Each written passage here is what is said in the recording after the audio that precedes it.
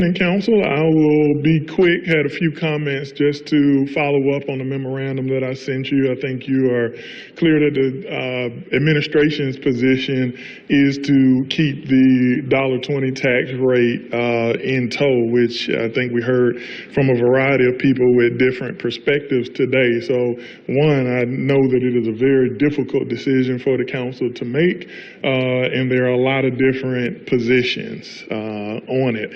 I wanted to clear up some things from our last conversation while also providing you some quick information. I think the first thing is when we talk about the rollback or the equalized rate, and some of this you've heard before because I sent it to you in a memorandum, but for the edification of the public, I want to make sure that we cover those items.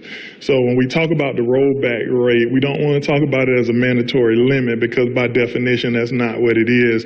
Instead, it's a disclosure requirement that's designed to ensure transparency, which I know this council have learned this council is very big on.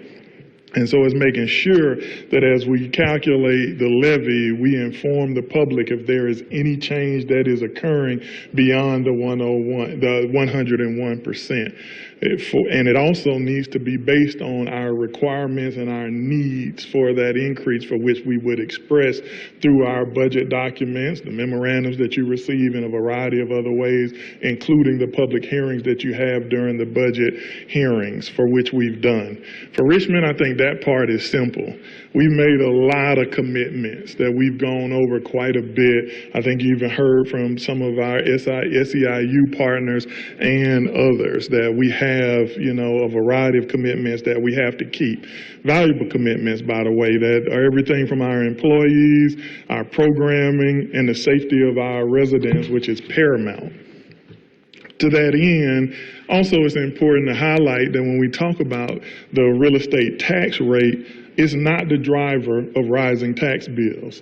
It's actually assessments is what's really driving up.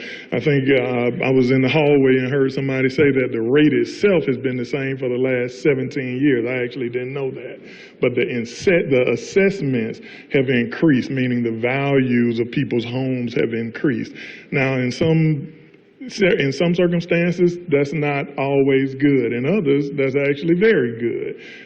For each individual, that's going to mean something different.